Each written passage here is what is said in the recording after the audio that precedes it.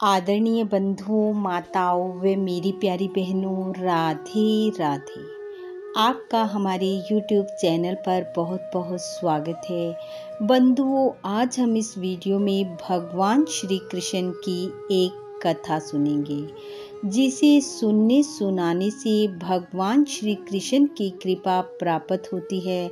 वह मनुष्य सुख संपन्नता से भरपूर होता है। कथा सुनने के बाद यदि आप हमारे चैनल पर नए हैं तो कृपया हमारे चैनल को सब्सक्राइब करें, बेल आइकन को प्रेस करें ताकि हमारी वीडियो की नोटिफिकेशन सबसे पहले आप तक पहुंचे। वीडियो को शेयर व लाइक भी जरूर करें। कथा के अनुसार एक बार सुदामा ने भगवान श्री कृष्ण से कहा, मित्र, मैं तुमसे कुछ जानना चाहता हूँ। क्या तुम मेरी जिज्ञासा शांत करोगे? भगवान बोले, पूछो मित्र, क्या पूछना चाहते हो? सुदामा बोले, हे मित्र, मैं तुम्हारी माया के दर्शन करना चाहता हूँ। सुदामा की बात सुनकर भगवान मुस्कुराए और बोले, मित्र, छोड़ो इन बातों को। परंतु सुदामा ने जिद कर ली और बोले, मुझे आपकी माया देखनी है। तब भगवान श्री कृष्ण मुस्कुराते हुए बोले, ठीक है, सही समय आने पर मैं तुम्हारी इच्छा अवश्य पूर्ण करूंगा। और फिर एक दिन भगवान सुदामा से बोले, आओ मित्र, यमुना में स्नान को चलते हैं। और यह कहकर दोनों यमुना के तट पर पहुंच गए, वस्त्र उतारे और यमुना में स्नान करने उतर गए। स्नान कर भगवान कृष्ण कुछ ही समय में वापस लौट आए। सुदामा ने देखा कान्हा तट पर पहुंच गए हैं और पीतांबर धारण कर रहे हैं। सुदामा के मन में आया, चलो मैं एक डुबकी और लगा लेता हूँ। और जैसे ही सुदामा ने पानी में डुबकी लगाई, भगवान ने उसे अपनी माया के दर्शन करा दिए। सुदामा को ऐसा लगा जैसे यमुना में तूफान आ गया है और वह डूब रहा है। जैसे तैसे अपने आप को बचाते हुए यमुना के दूसरे तट पर पहुंच गया, पानी में से बाहर निकला और सुदामा ने देखा वह एक अनजान सी जगह पर पहुंच गया है। धीरे धीरे आगे बढ़ने लगा और चलते चलते एक नगर में पहुंच गया। और जैसे ही उसने नगर की सीमा में पैर रखा, एक हथनी ने उसके गले में फूलों की माला डाल दी। सुदामा हैरान हो गया, ये कहाँ पहुंच गया और इस हथनी ने मेरे गले में यह माला क्यों पहना दी? इतने में ही वहाँ बहुत से लोग इकट्ठे हो गए और इकट्ठे हुए लोगों में से एक ने आगे बढ़कर कहा, महाराज की जय हो, आपका हमारी माया नगरी में स्वागत है। यह कहकर वह व्यक्ति चुप हो गया और एक अन्य व्यक्ति आगे बढ़ा और बोला, हमारे देश के राजा की मृत्यु हो गई है और यहाँ की परंपरा के अनुसार राजा की मृत्यु के पश्चात ये हथनी जिसके गले में हार डाल देती है वही हमारा राजा होता है। हथनी ने आपके गले में हार डाला है, इसलिए आज से आप हमारे राजा हो। यह सब सुनकर सुदामा हैरान था, पर अब वह राजा बन चुका था। एक राजकन्या के साथ उसका विवाह कर दिया गया। कुछ समय बाद सुदामा को 2 पुत्र प्राप्त हुए।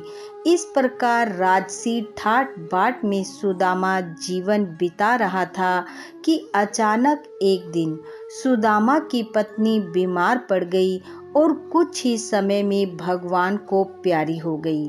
पत्नी की मृत्यु से दुखी सुदामा जोर जोर से रोने लगा। सुदामा को रोते देख आसपास मंत्री, कर्मचारी और बहुत से लोग इकट्ठे हो गए और एक मंत्री ने आगे बढ़कर कहा, महाराज, माया नगरी के नियम के अनुसार अब आपको पत्नी की चिता में प्रवेश करना होगा। आपको भी अपनी पत्नी के साथ जाना होगा।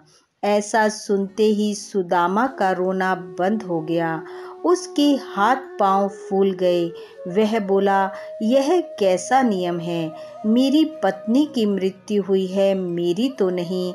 मैं क्यों मरूं? और जोर जोर से बोलने लगा, मैं आपकी माया नगरी का वासी नहीं हूँ। मुझ पर आपका ये नियम लागू नहीं होगा। मैं मरना नहीं चाहता। लेकिन लोगों ने एक ना सुनी और उसे पत्नी की चिता के साथ जलाने की तैयारी होने लगी। सुदामा अत्यंत दुखी था।